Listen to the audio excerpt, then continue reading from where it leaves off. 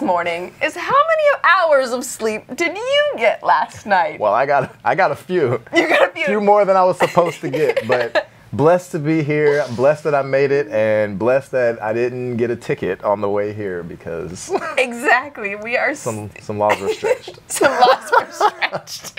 And I feel like I had cops behind me the whole way here this morning. And even I was early. I was going slow, but you're just like, I'm not doing anything. Like the last thing you need is to get a ticket on the way to church, I know, right? when you're late already. So exactly. I didn't go too fast, but definitely not too stretched fast. some laws.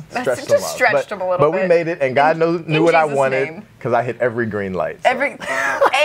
And we're so glad that you are here with us this morning, filling in for Bruce. So good morning to everybody who is joining us already. We are your pre-celebration connection. This is kind of like your Sunday morning coffee time because typically you get to bump into people when you're coming into church, right? But when you're online, joining us online for whatever reason, you don't have that chance to get to know people. And so this is our time to hear from you and to check in with you and see how things are going in your walk, in your life this week. So my question today, the icebreaker, is definitely going to be, how did you sleep last night? How many hours of sleep did you get? My body did the thing where you need to get up early, and so you try and go to bed early, but like the more you try and go to sleep, the more my body was like, no! I'm late for something. No! I'm late for something. And it was I could not fall asleep as much as I really wanted. I wished my body did that. Yes, I wish, exactly. Because mine did the opposite, where my body said, you need some sleep. Well, you need some sleep. And I hear an alarm, but I'm going to tell you that was a fire truck in a dream. Did you seriously? Oh, that's even better. My alarm turned into a fire truck in my dream. So I ignored it. Wow. And let it ring forever and ever. Friend, I'm sorry, that's the best thing I've heard of. Okay. But luckily I have a beautiful wife who nudged me and said, hey, aren't you supposed to be at church? And then the panic ensued. There you go, but you made it. But I made it. I'm cleaned, I'm showered, and I even brushed my teeth. Wow, yes. I'm impressed. I couldn't put Jordan through that. So no, just couldn't make me stink like that. I appreciate it. But it is good to be here. I'm excited, Bruce. I hope I make you proud. So exactly. We're gonna do what we do. Yes. So good morning, everybody. If you are just joining us, this is your pre-celebration connection, and we're here just to connect with you for about 15 minutes before each celebration on Sunday. Couldn't make if me you're joining us for the first time, I appreciate we are a non-denominational church. We study the Bible line by line, so you're going to want to grab yours and have it handy. Yes. So good morning, everybody. If you are just joining us, this is your pre-celebration connection, and we're here just to connect with you for about 15 minutes before each celebration on Sunday. Island, or if you are on the mainland or on another continent in a different country, thank you so much for joining us. We're so glad that you're part of our virtual family. How cool is that we get to do that online? That is so cool. I mean, this whole COVID thing obviously was a struggle for a lot of things, but what it really did was give us an opportunity to really stretch our technology, and this has just been such an awesome opportunity to get to connect with so many people from around the world. And we already had a lot of people watching, but now like getting to actually discuss and connect with them virtually has just been so cool. So if you are out there, please let us know you're out there. We get to see all the comments. We are here. It's just like Jordan said, it's just like bumping into people before church, but you get to do it from the comfort of your couch sometimes. So let us know you're here so we can say hi, and we'd be excited to hear from you guys. Yes, exactly. The icebreaker question today is, how well did you sleep last night? So all right, so let's jump in. So every week, Bruce and I have been discussing a different topic. We've discussed things like identity and quiet times and just the different areas that contribute to the growth and that are just a huge part of the life of a believer. That are a little bit outside of the scope of just Sunday morning. Oh, Bruce is on. Hi, Bruce. Good morning. He made it. Yeah, he's online there. So what I want you guys to know is that you guys can chime in the chat no matter where you're watching from. So if you are on Facebook, if you are on our own live stream on our website, or if you're on YouTube, we can see what you're typing in the chat and we want to hear from you. So especially if you're watching right now and it's blown up on your whole screen and you're like, what in the world are these people talking about? Please go onto your smartphone or grab your other computer or something like that and watch us on one screen. But if you go to our website, onelove.org, and then you click on the live stream on a computer or on a phone, you'll see the chat on the side, and you'll be able to type in there as well and answer our questions. Jump right in, guys. Yeah, Jump right in. I know you've got more than one device laying around, so go get it and log in on the other one if you're watching on one. That way you can log in on the other. So good morning, Bruce. Good morning, Jen, our host. Thank you so much for being here, and our hosts are there in the chat to help you as well and answer any questions that you might have. And I guarantee nobody slept better than me last night. So I challenge anybody out there to let me know how much better than me you slept, because I don't think you did. I think it's impossible. Bruce is saying that he slept for almost 9 hours. That's actually... He might have slept better. That's pretty good. He's on vacation, so he's got that great vacation count. He doesn't have to wake up for anything.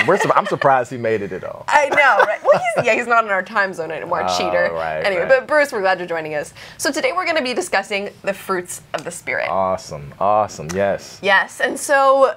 Of course, what comes to mind for me is the way I originally learned these is in a children's song. I think we all did. Right? Not that I remember the song, but I remember learning them in a song. Yes, exactly, exactly. Love, patience. Wait. I'll sing it for you, but it'd be bad. Exactly. So how did you first learn the fruits of the Spirit? Let me find. Did you learn the song? That's what I want to know. Did anybody else learn the song? The love, joy, peace, patience, kindness, goodness, faith, gentleness, and self-control, the fruit of the Spirit of God. You'll find them in Galatians chapter 5, verse 22. And if you're walking close to God, these fruits will grow in you, and you'll it keeps going. What? Exactly. Okay, that was a different song. So he had I was in the South, so maybe our song had a little bit more soul to it. I love it. But hey, I think we all learn with some sort of song or mnemonic or something. It's a lot for kids to learn. It is. It's a big list. They teach us as kids. Yeah, so. exactly. Love, patience, gentleness, and the rest. Yes. Okay, but Brandy, my question for you, and my question also for you, if you'd like to chime in, is how do the fruits of the Spirit play into the growth of a believer? Well, I think they're vital, and I personally believe that they turn into kind of like a benchmark, a easy standard for us to realize how we're growing. I think sometimes when you're new to the faith, you have that so how am I doing vibe? Like, I'm new to this. I'm trying to do godly things. I don't know where I'm supposed to be or how I'm supposed to act. And I think sometimes those fruits of the Spirit act as like easy measuring sticks. Yes. So have I been loving? Have I been patient with my wife? Have I been gentle with those around me?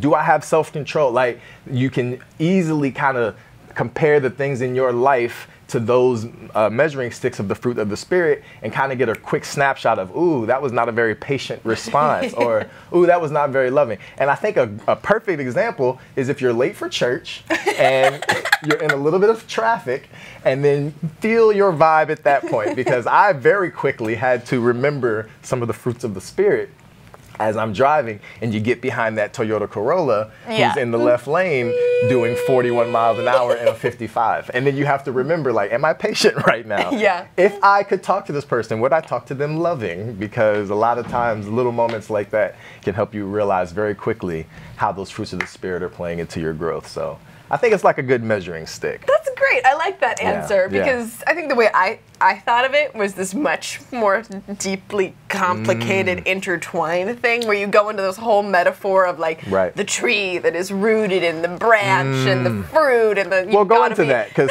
there's a shallow one and there's a deep one.